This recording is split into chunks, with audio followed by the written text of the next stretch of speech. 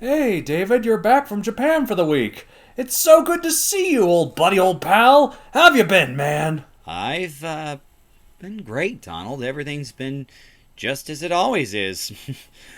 Nothing to report. No reason to worry. Oh, that sounds great, David. I am a paranoid worrywart, as you know.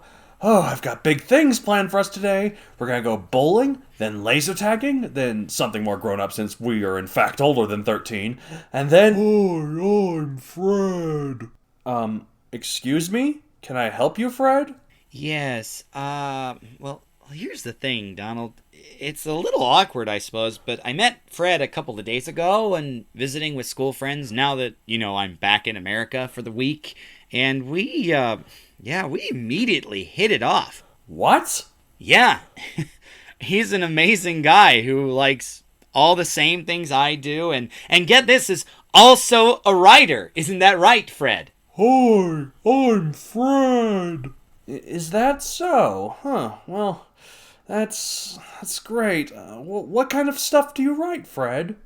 Oh, he just finished this wonderful story about dinosaurs wielding laser guns. It's so epic and cool, with this great sense of humor that totally matches mine and a bunch of wonderful self-awareness. Oh, that's great.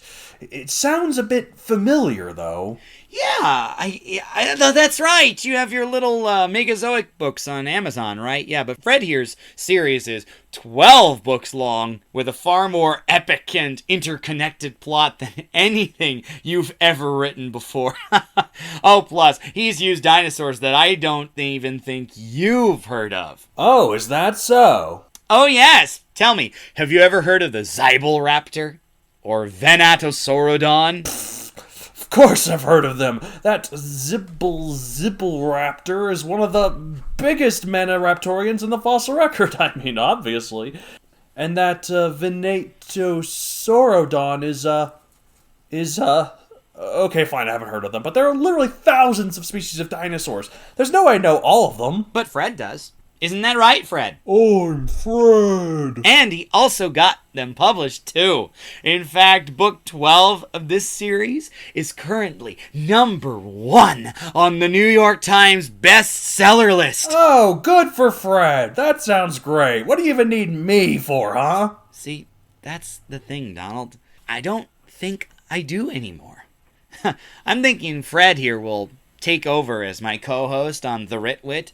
You can go start your own writing podcast. You know what? I think I will. I don't need you anymore either. In fact, just yesterday I met this other great guy named, Bob, and he's better than you too. He can play the violin and the glockenspiel.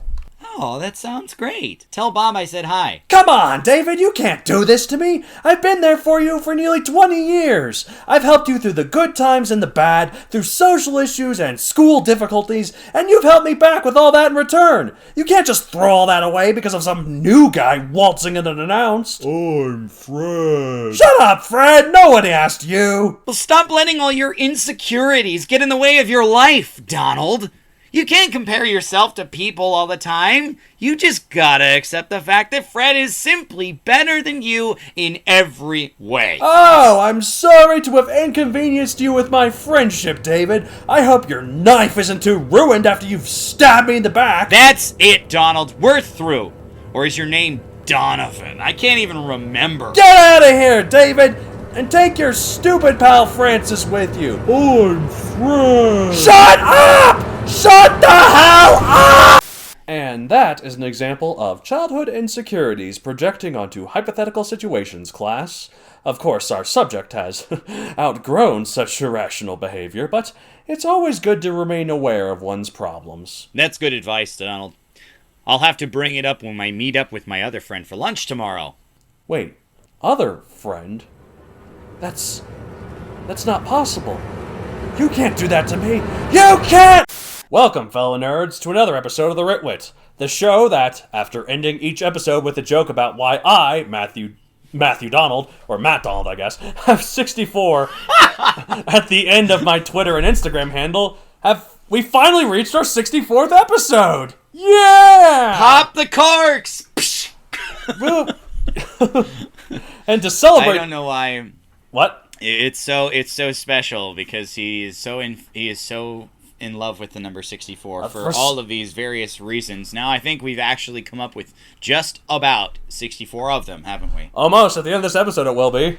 At the end of this episode, it will be. Actually, no, it might not, because I don't think we did that right away. No, yeah, I was gonna say I don't think we started that at the very. I'll have to listen back and find which one it is. But anyways, hey, listeners, why don't you go ahead and do that for us? No, I'm kidding. I'm not gonna do it now, but maybe I will. I was gonna say that'd be the epitome of unprofessional.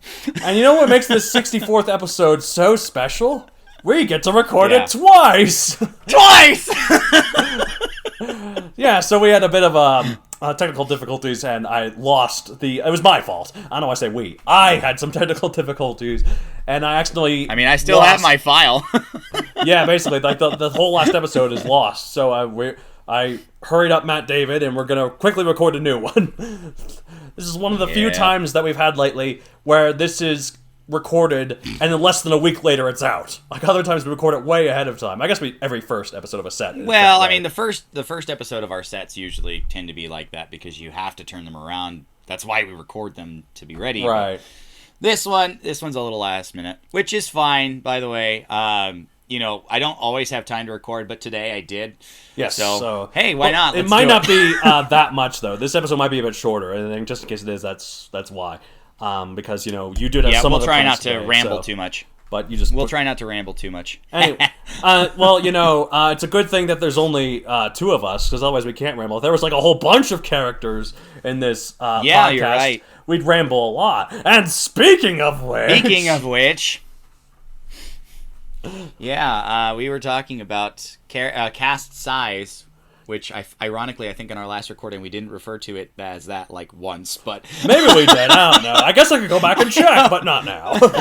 Add it to the list of things I gotta go back and check.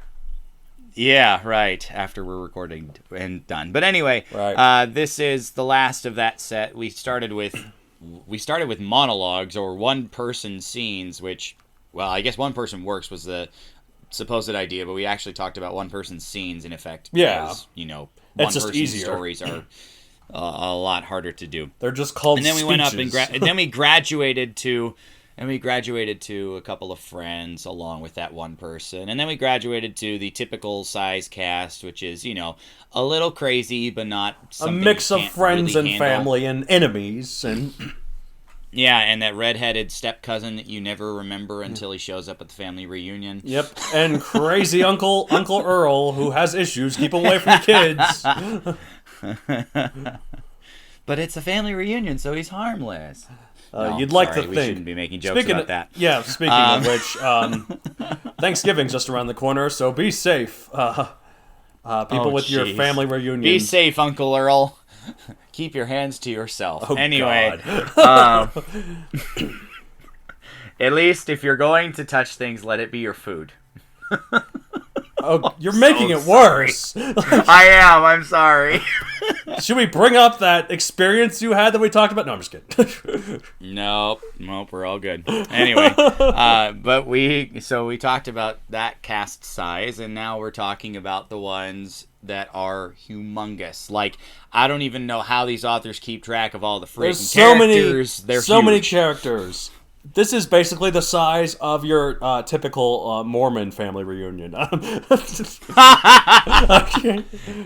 To our Mormon friend, if you're listening, we love you, buddy. And to our Mormon listeners, if you're listening, I assume we love you. I don't know. We've never met you, but you're great. Keep listening. I don't know. We've never met you. Hopefully you love us. Please keep listening. Okay, so yes, these are like typical of fantasy stories, like your Harry Potters, your Game of Thrones, your Wheel of Times, your Bionicles, Silmarillions. Fair. Like Middle Earth in general, I suppose. Basically, the legendarium of Middle Earth. So many characters, so many different characters, all intermingling with one another in new and various ways. But why would an author decide to have such a vast amount of characters? Why would they, David? Tell us. Because they want to learn to juggle? I mean, that is one reason, yeah. I'm only slightly kidding, though. The biggest thing for me about having a cast this size, and I mentioned it last episode, all those weeks ago, that comes back to variety. Right. The world has all types, so trying to make your world seem relatable requires the same. Absolutely. You can't have everybody have the exact same opinion. That's not believable for the reader. So having a cast size like this allows you to have people who are in those groups. And admittedly, they might become like check boxes. Right. They may be... I'm still recording, by the way. No, it's okay. They might become like check boxes. Oh, I've got this character represented, but right. At least it allows for some variety in your story, such that these people don't always have to agree with each other because their circumstances are different. Right, exactly.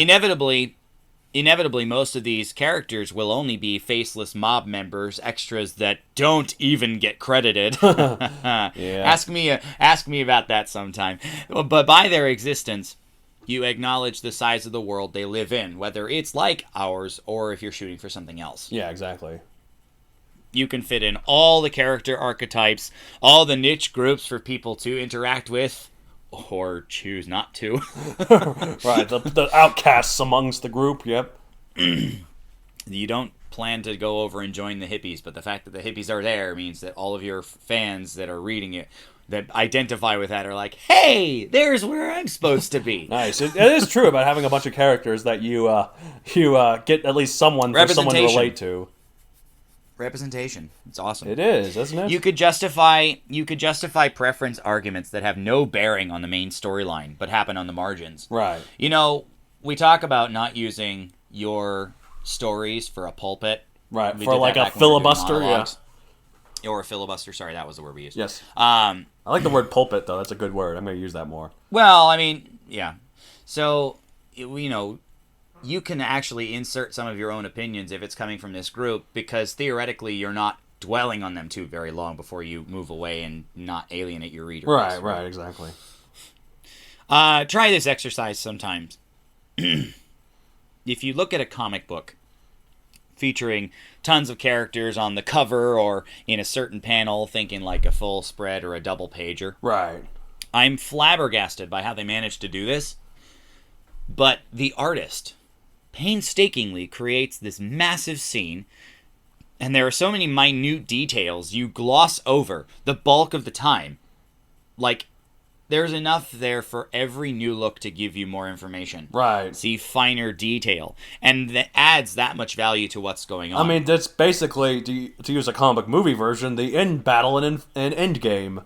In Avengers Endgame, so... You see all these people that you're like, oh, I recognize them, and I'm glad to see them.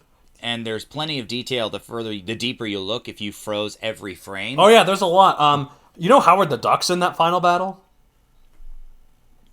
Because he was in the post-credits scene for, what was it, Guardians? Yeah, he was in the first Guardians and the post-credits scene, and then he was featured briefly in the second Guardians. He was seen at the on that bar on Contraxia, where the snow planet where all the Ravagers were. And then in Avengers Endgame, you can when in that shot where Wasp grows from being shrunk, you can see to her right.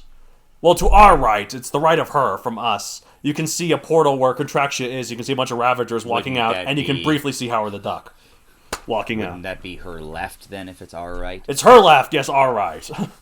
It's to the right of the screen from her. Okay.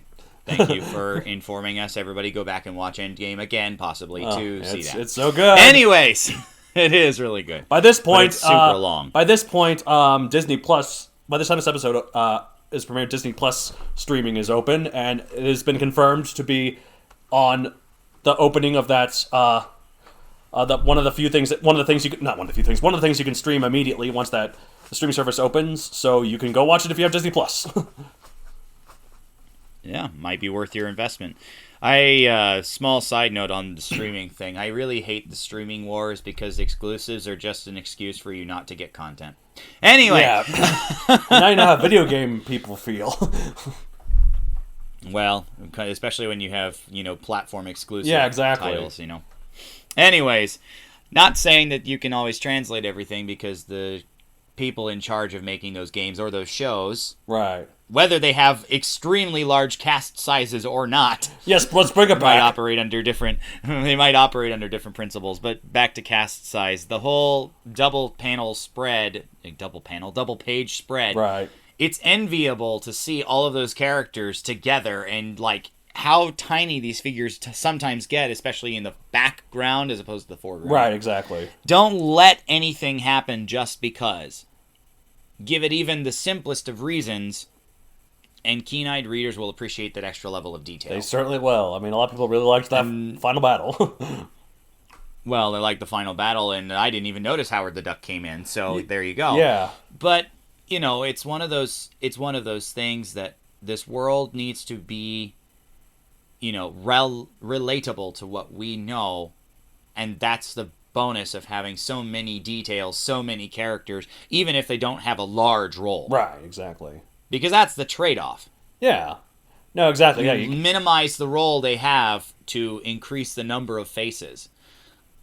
Do you want me to tell that extra story while I'm I was going to ask you about that. Yeah. Yeah. So my recently deceased father had a friend years ago that his daughter was trying to break into acting. And she happened to be in the right place at the right time, you know, as most of these opportunities come. And she was actually involved with filming for the Michael Bay Transformers. Oh, that's right. This story. Yes. And so when we went over to his house one year, he told us that his daughter was in this movie. And so we literally watched. We scrubbed through most of the movie without actually paying much attention because we wanted to get to the one scene where all the chaos was happening and there were people running through the streets of, I think it was supposed to be New York City. It was a fictional version, a fictional city called Mission City, but it's really just looks a lot like Los Angeles, so. Oh, okay. Well, sorry, the other coast, it's Metropolis. But anyway, we looked and we kept searching and searching. It turns out that the few frames that she was actually in ended up getting cut. Isn't that the worst?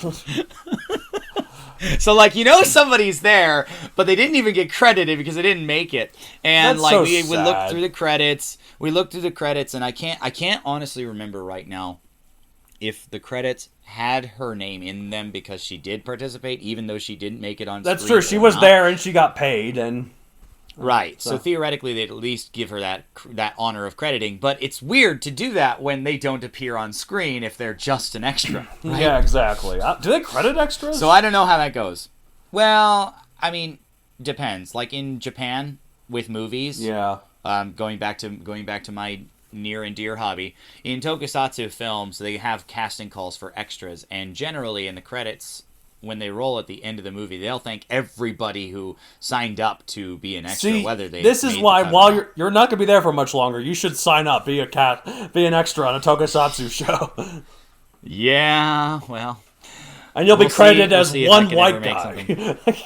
well, and there's usually that one. But anyway, so yeah, you know, these people exist. Right. They make them relatable, and you know, going back to that, in addition to what I've said about airports. Sorry, there is a connection, I swear. What I said about airports, you walk through an airport and you see all of these faces, all of these people. You have no idea what their names are. You have no idea who they are, what is important to them. But when you think that every single one of them has a story and you just don't happen to know what that is. Right. Well, especially if it's an airport, some of them might be from completely different places, so. Yep. Or a train station, or, you know, Right. any hub of transport, Right. what have you. But, like, all of those people have stories, people who love them the same as you, and so, you know, to be believable, this world needs a lot of people Absolutely. that have some of the same phenomenon. Well, as well. Sorry, I've been droning on and on. That's okay. No, we only have one episode. We're only recording one episode. We're not doing our thing where this is the fourth episode we record in a batch, so we're all kind of just I'm ready so for it to tired. be over. Yeah. But anyways, yeah. So as well as giving that, make the world more believable. It makes the world feel more alive by having so many characters living in it. Like if you have an epic fantasy novel, you really should have a ton of characters, as it makes the world feel more lived in. Like all different types Can of. I just throw out? that you should never have space opera without a multitude of characters. Right. It just doesn't feel like space if you don't. I'm sorry. I understand tangent. that. All different go types of folks go about their lives in different ways, and by showing that in a fantasy story, it makes it seem more real. Also, regardless of the story is fantasy or not, having many characters increases the scope of the story, showing... Space opera! Basically. Showing how different people can go through the same situation in different ways. Like, I see that a lot in disaster movies, like Independence Day in 2012. Although, it could just be a Roland Emmerich thing, because I recently just saw... I was about to say... Like, I recently just saw Midway, that he directed, the new Midway movie. I saw it with my dad. Never heard of it. What? I've never heard of it. Go on. It's a movie about World War II. It's the Battle of Midway, and it's... okay. It's the battle that decided the Battle of the Pacific. It ended the Battle of the Pacific, pretty much. It was a big showdown against the Japanese. It was like 6 or so months or 7 months after Pearl Harbor. So it was all based off a true story, but it was also a Roland Emmerich movie, and there were also a lot of characters in it, but all of them were real. So putting it this way, when you have that kind of creativity, you tend to take some liberty with events as they are, but it doesn't mean that it's not based somewhat on fact. Yeah, well, I actually really read love reading historical fiction for this. Right. Well, I actually read there was a movie about the Midway battle, also called Midway, that came out in the 70s, and apparently it just made a bunch of new characters. They weren't all real. While this one actually they're all real.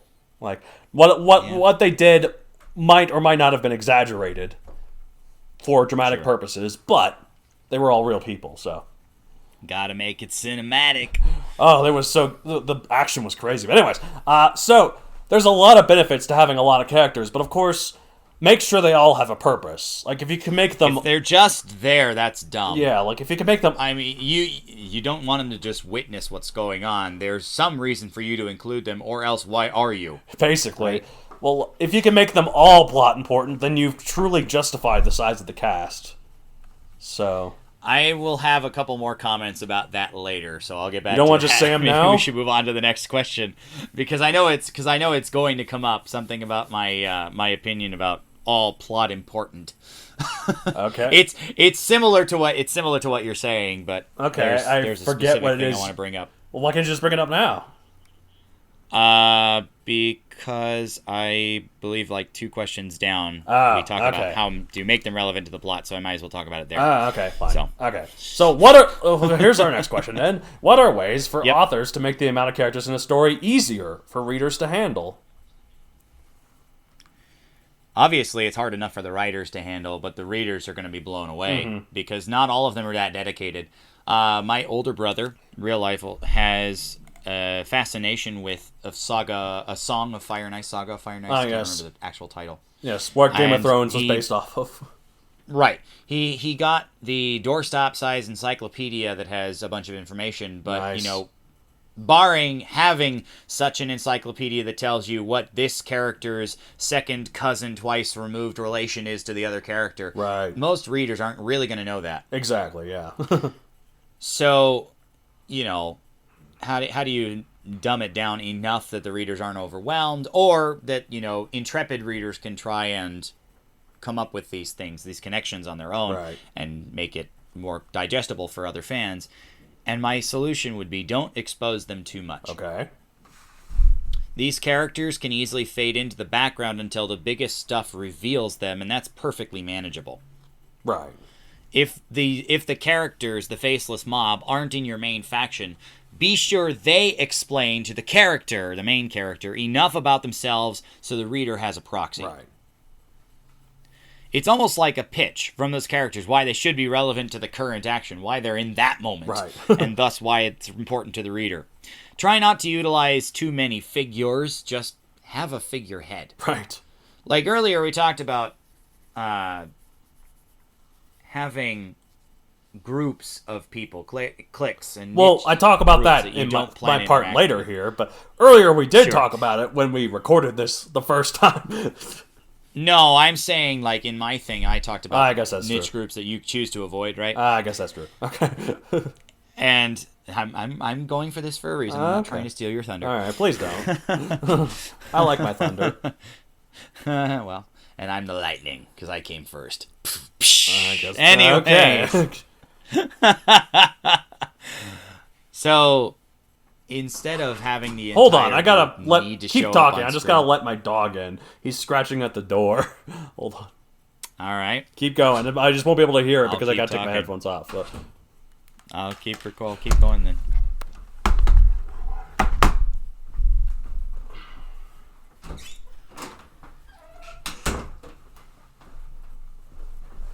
If you have one person as the representative for this group, then the reader can follow that one person as a proxy for the whole. Right, that all makes sense. I heard every bit of that, and I agree with all of it. I just came back. Sure. A representative concept enables you to save time giving each face a name. Right. And when they suddenly re-enter to help out, there's just enough prior setup that it makes sense. Right. One easy way is by having separate environments. Yeah, that's a good way to kind of categorize it, yeah. Whether it's skin tone on earthen countries, or maybe planetoids in your space opera, since those deserve ginormorific casts. Nice. That allow us to keep them from mushing together in our brains. That's true. No, it's good to categorize them. Like, that's kind of what I was going to say. Like, I found that putting them into easily distinguishable groups from one another makes it a lot easier for readers to handle a huge amount of characters. You know, it allows them to categorize them in their head, you know, kind of like a helpful mnemonic when studying for a test. I think last time we recorded... Oh, yes. Last time we recorded, we talked about the... I was just about to say, I remembered that now. We talked about... Yeah, because you helped me with... Come up with Dante's Inferno studying, yes. Yeah, because I did that in the freshman year of college. Yep. What well, was... you say you did it, but we basically did it together. Okay, yeah. Do you remember what denizens were relegated to the third circle of hell, Donald? That was the gluttons, because that was the... you need having seconds isn't quite gluttony. Having a third is. Exactly. Do you remember having what were in the fourth circle of hell? Yes, they were the greedy ones. Because if you push Shift 4 on a keyboard, you get with a $sign. Right. Not just that. It was the hoarders and the spenders. I think it was the hoarders. It was the hoarders and the spenders. Yeah, right. Basically the money stuff. Yeah, exactly. No, the Shift 4 thing. I thought that was pretty clever.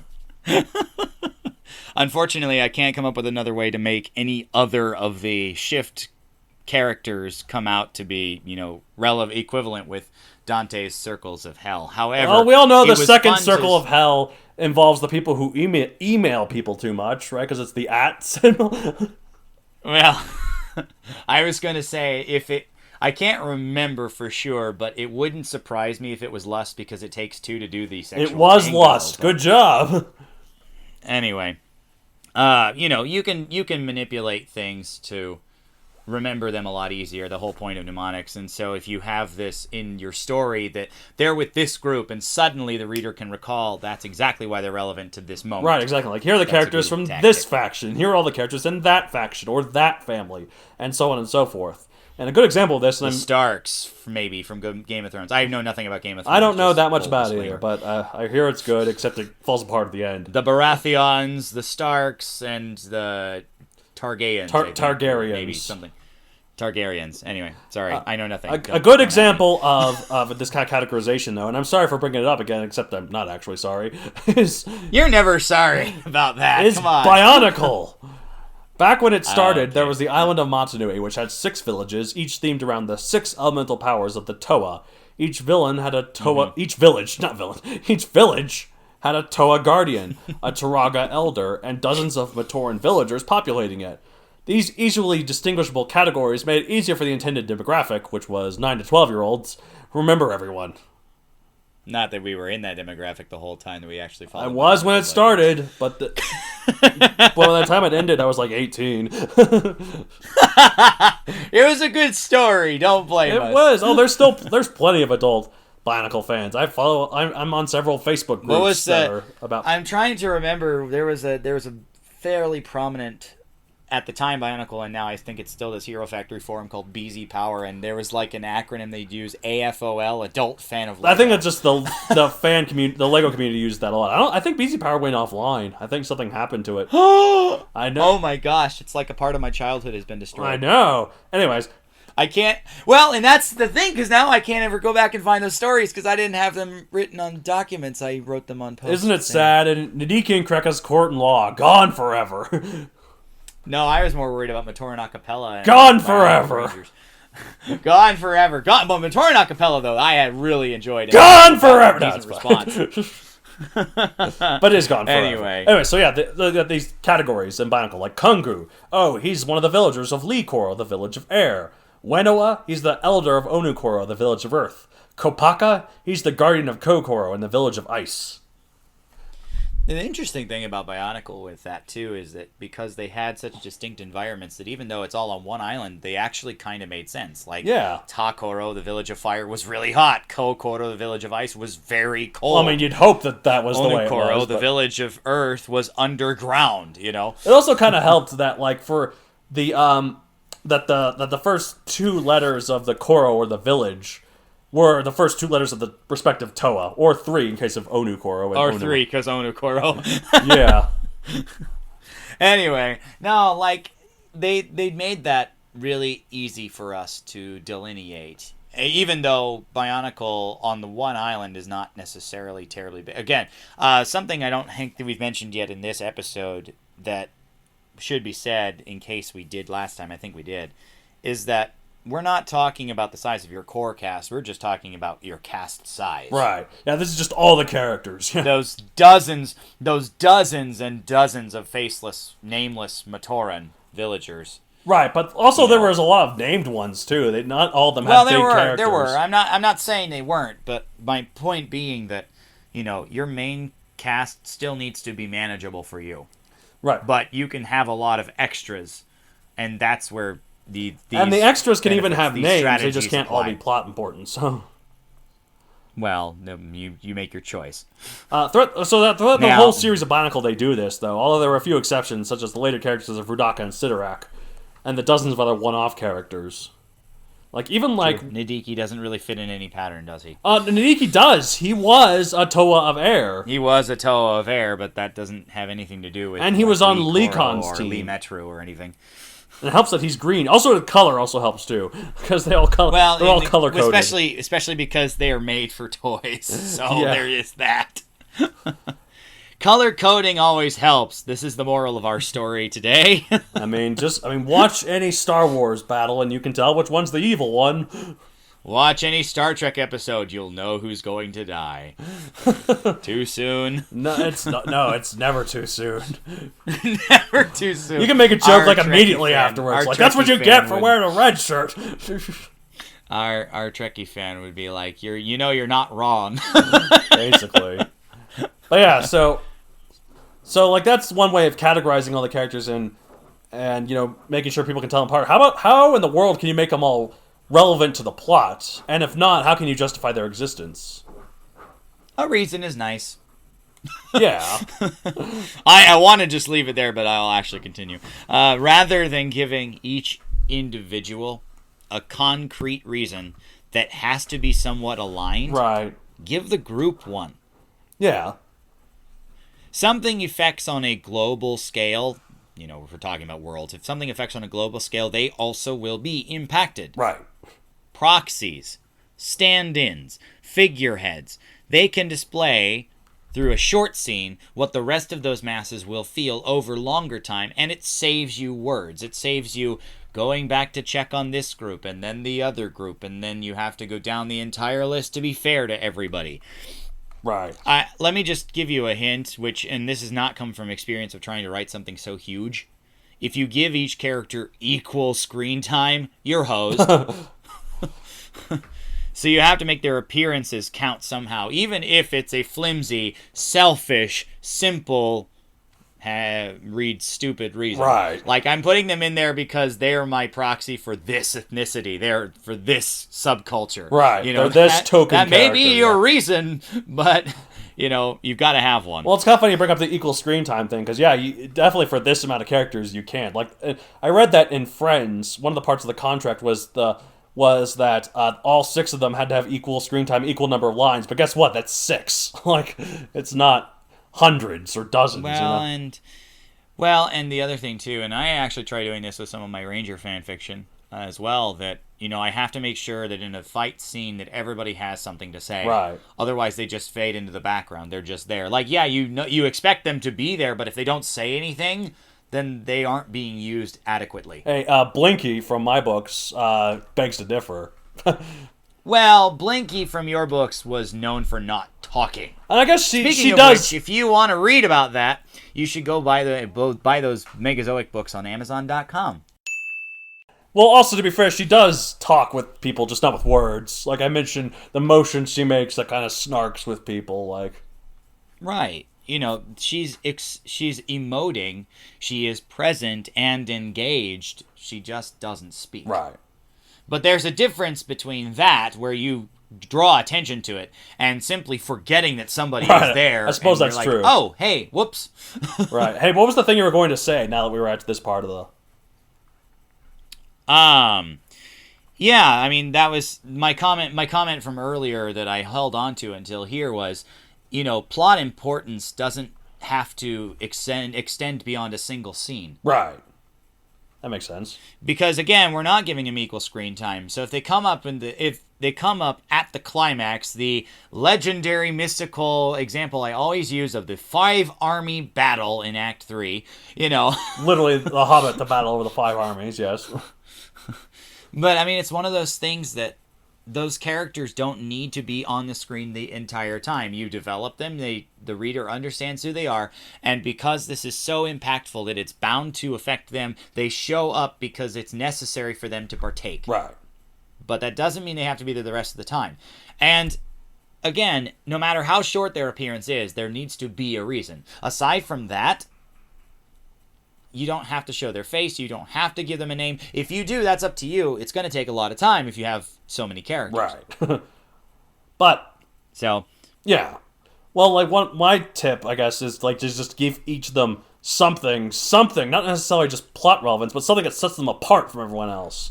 Like, the more of these things you can give to each character, the better. Then try to work these things into the narrative, giving them a purpose in the plot, however little it might be. Sometimes, though, these little things can be significant enough to, cause a ripple effect. So keep that in mind working your characters into your plot. Like, it doesn't necessarily matter how small the thing is. You never be like, there's a whole trope called small role, big impact. Right. So it's when the very precise storyline drop that they just come in at the moment and basically parachute into the scene, and it basically sounds like we're describing a plot ninja, but... Well, it's like, sometimes it's like by characters in action. Like, one of the biggest examples I can think of is in the first Star Wars movie, A New Hope, the first one that was released. There are these... No, really? There are these 2 Imperial officers who see C-3PO and R2-D2's escape pod jetting off to Tatooine, and they're like, should we shoot that down? It's unauthorized at launch. And they're like, our scanners show no life forms aboard, so they don't. The fact that they didn't shoot them down is what made the whole story of the original trilogy possible. Basically. Because if R2-D2 doesn't show his message, Luke doesn't search out Obi-Wan and fulfill his destiny. Yep. Arguably. Yep. That said,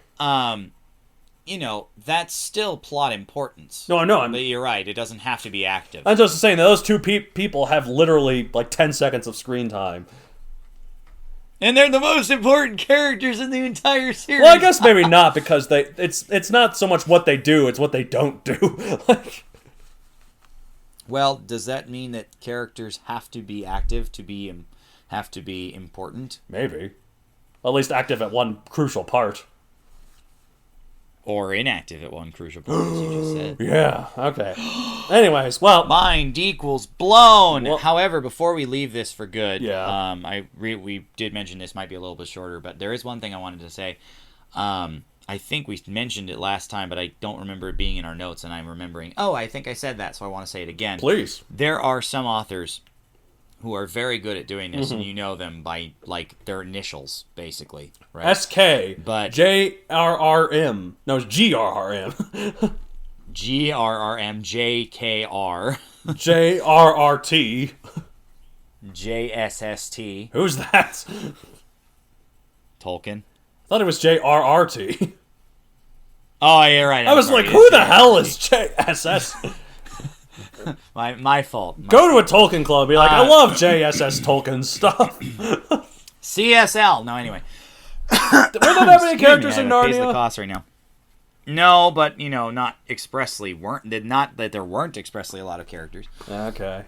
I'm just including him because he and Tolkien were contemporary. They were. Anyway, point being, though, that authors who are capable of handling these massive casts, and probably by name, because generally these stories are well liked because, again, we've mentioned why they're appealing. They have pretty good representation. They're big scope stories of fantastical means, and a lot of people are enamored with those things. Right. Oh, I got one more. RJ. Robert Jordan, Wheel of Time. I read there's like 1,800 characters in that book. Yeah, I don't know how he does it. But, like, that's the thing. They have experience, they've tried it, they've experimented. There is nothing stopping you from experimenting. Right. Nothing at all. Yeah. And, in fact, I encourage it. I hope you do, and see just how fun this balancing act can be, or, how disastrous it can turn into. Right. Well, speaking of disastrous... That said... Yeah. I was going to say we better end it while we had to keep another disaster from happening. What? Why? Oh, wait, dang it, I'm not recording! No, I'm not kidding. That was a joke. Oh, dear God. Don't do that to me. I just got a message back from the person I'm planning to meet up with later, too, so don't do that to me now. Yeah, we got to record this all over again. All right, no, we're good. Anyways. So, yeah, they are capable of handling this thing because they have practice. If you're going to do this, you need practice. It's not going to work on your first try, I think, because, frankly, most authors can't handle a cast of this size. And considering our fan base and our usual asserted proficiency, not professionalism, because we're certainly not. Right. Proficiency, even amongst our fans in particular, it's going to be rare the author that can handle this well. Absolutely. So, well, if you'd like to hear it from us, any questions from us, though? Yeah, if you have questions that we can answer, or if you've got, like, episode ideas for us to do, because we've almost reached the end of our leftover episodes now with a couple of changes. Now that, since it's the 64th episode, we should celebrate by not reading any of our fan mail, our countless fan mail. I'm sorry, I know all of you want our feedback, but we're just going to take a break this time to celebrate our 64th episode. We'll be back with more from, I think it'll turn into, like, the 68th or 69th episode. Small spoiler alert. That's true, yeah, because, we got another episode coming that you're not in, but another friend of the show is. Yeah, there's a bit of a surprise. Anyway, but we'll have some fan mail. As ever, though, if you do want us to share your thoughts on the air or, enjoy reading those out loud, please let us know, because we do respect your privacy. Thank you for sending those emails. We do appreciate it. And where can they send these emails? Comments. But if you want to get in touch with us, please contact us using the email address Matt D. Please spell that with 2 T's at MatthewDonaldCreator.com. Any general questions, specific requests, ideas for either co-host, we do share Matt D in comments. We certainly do. David Donald would be appreciated as a reference to who you're referencing. That said, if you are worried about the spelling, it will be in the description. It certainly Don't worry about it. You can use your own email system. You can go to the Matthew Donald Creator webpage and use contact from there. Also, please, for anybody coming to listen to us through Apple Podcasts, like and review any place that you're coming to listen to this podcast. We appreciate the feedback. Thank you so much for those. Yes, thank you It really so means much. A lot.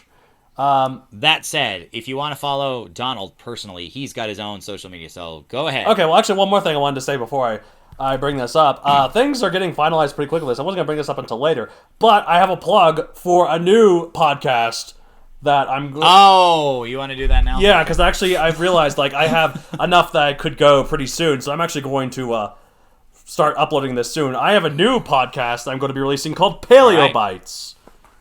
All right, I'll bite. Why is it called Paleo Bites? It is a podcast where I and a rotating series of guest co-hosts talk about and rate a genus of prehistoric animal, be it dinosaur, mammal, arthropod, and so on. Question being genus species within there or just genus? Well, Because sometimes then I think you episodes run we out cover a bunch of species within one genus. Like one time we did Apatosaurus, and there's actually like a dozen species within the Apatosaurus genus, and we talked about the differences between all of them. Did you rate each one individually? No, Oh we my just God. rated the genus. Oh, okay. I'll rate your genus. Anyway. Oh, God. Yeah, basically, if you like dinosaurs, they're prehistoric animals, and you don't really care about riding, but you just like dinosaurs. I mean, if you don't care about riding, I don't know why you're listening to this. But in case you... If you don't care about riding, you're probably not hearing this. But if you're if you also care about dinosaurs, yeah, you should listen to that. Yep, I have not gotten you in any yet, but I'm hoping to drag you in one point kicking and screaming for at least a couple. Well, we'll see what happens. We're in negotiations about that. Yeah, exactly. He has to up my talent fee, or else I won't do it. That's true. You know, you're worth a lot, so make sure the podcast can afford such talent. Yep. So yeah, they're also but anyway. one of the reasons why they're also called bites too is because they're like 15, Really 20 short. minutes apiece. So, but it's weekly as well. So I figured that. Yeah. So yeah, best of luck with that. Obviously, more than anything, if you like what Matt Donald brings to this podcast, he brings that with one of his favorite subjects ever. Yes. In very concentrated doses with a very fun rotating guest host. So I highly recommend you check it out when he's got those things uploaded. Yeah. I'm assuming they'll be uploaded in most of the same places. Even though I have not yet participated, I wholly recommend this, and I will make sure to listen to them as well. Of course, because thank I am you. not Your participating in support most is of them. appreciated. Hey, that means you can also leave go a check review that since out. you're not part of the show. Actually, no, you can't if you're going to be part of the show. I can't. I haven't heard. Well, and the other thing is I haven't heard anything yet, so That's I can't true. review it just Well, yet. if you want to... All right. Anyway, so as well as you want to follow me, though, personally, you can follow me at Matthew Don Creator on Facebook, at MatthewDon64 on Twitter, and MatthewDon64 on Instagram. Why 64? Because we just reached the 64th episode of the podcast! Yeah! Yay! And that's... Of course, we predicted this all those years ago when you assigned yourself that number on the hand. Exactly. And that is destiny fulfilled, everyone. Podcast is over. That's it, folks. I'm officially transferring all the way over to Paleobites. No need for Ritwit anymore. Sorry. He's leaving me behind. He's leaving me to the side because he's got another weekly podcast now. He doesn't need me. Yeah, exactly. That's all, folks. So long, adios, sayonara, auf Wiedersehen. The Ritwit has officially come to a close. There's nothing more to say about writing. We've covered it all. Because we are so much better than you listeners that we obviously can do all of this succinctly in 64 episodes only, and with a couple of not even about writing episodes like the Witties. Right, exactly. But not only have we covered it all, we've covered it all so succinctly and thoroughly that there's nothing more anyone else could ever say about writing. It's done. We did it. We all did it. I'd like to thank Together, each thank you. and every one of our listeners for being with us on this journey. We have gifted... Even that one guy from Guam. Oh, and those 8 people from Zambia. We have gifted all our vast writing knowledge to you, listeners. So now, in fact, we can safely say that no longer are we better than you. Now, us and you, Even though I just said that. we are equals. That's true. We stand together, our skill levels parallel, at the top of the highest peak of writing knowledge, with no further to ascend. But plenty to descend! Race you to the bottom! Indeed. Thank you. Thank all of you. And thank you, David, for being with me on this epic odyssey. That's it for the Ritwit, everyone. Thank you for having me, Donald. Good night, and good luck. Godspeed. Keep writing. What, were you expecting a joke? That's it. It's over. Get out of here. Go! Anyway, we'll see you next week. We already said that we were going to see you next week. We should have saved that. Oh, well. We'll see you next week, All right. guys. Thanks for tuning in, listeners. I'm Matt We'll Donald. be back with some extra stuff next time. I'm Matt David, and we'll see you next time. Bye. Keep writing. Keep writing. Bye. The Ridway.